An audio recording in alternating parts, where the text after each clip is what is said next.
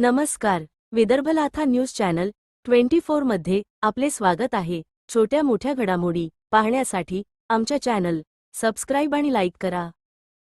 आता आपण पाहत आहात साईनाथ महाराजांचे कार्य कौतुकास्पदच. महसूल मंत्री चंद्रशेखर बावनकुळे यांनी केला साईनाथ महाराजांचा गौरव. लोककल्याणकारी समाजसेवेची नवीन जबाबदारी टाकण्याची शक्यता.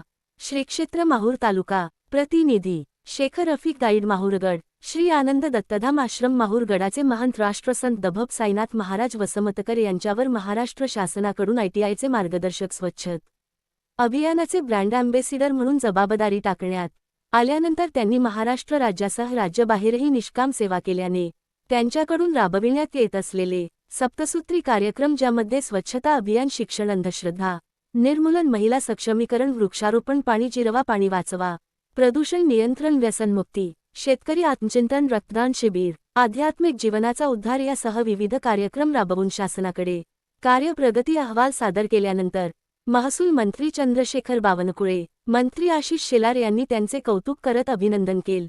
यावेळी संभाजीनगर येथील उद्योजक सुरेश जगाडे, दत्तकृपा बहुउद्देशीय सेवाभावी संस्थेचे अध्यक्ष प्रल्हाद देवडे, सर रामभाऊ ठोंबरे, विशाल डोईफोडे यांचेसह मान्यवरांची उपस्थिती होती. धोंड्याच्या महिन्यात साईनाथ महाराज वसमतकर यांनी संपूर्ण महिनाभर माहूर गडावरील श्री आनंद दत्तधाम आश्रमात राहून तालुक्यासह राज्यभरातून आलेल्या भाविक भक्तांना धोंडे जेवण सह अन्नदान महापंगतीच्या स्वरूपात खाऊ घातल. त्यामुळे राज्यासह देशातील विविध भागातून आलेल्या भाविकांनी महाराजांच्या अन्नदान कार्यक्रमाचे कौतुक करत केले. दशसूत्री कार्यक्रमासह स्वच्छता अभियान, वृक्ष लागवडीवर जास्त भर असल्याने महसूल मंत्री चंद्रशेखर बावनकुळे, मंत्री आशिष शेलार यांनी महाराजांचे विशेष कौतुक करून ITI मार्गदर्शनासह आणखी मोठी जबाबदारी टाकण्यास सुतोवाच केल्याने भाविक भक्तात आनंदाची लाट उसळल असून माहूर गडाच्या नावलौकिकात यामुळे मोठी भर पडणार आहे.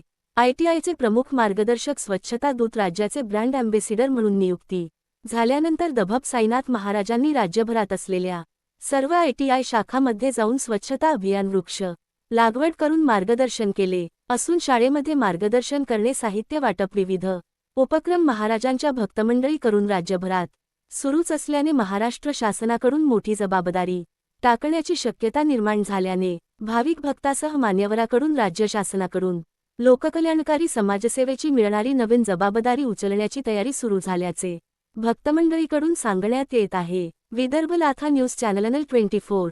आमच्या चॅनलला लाईक आणि सबस्क्राईब करा.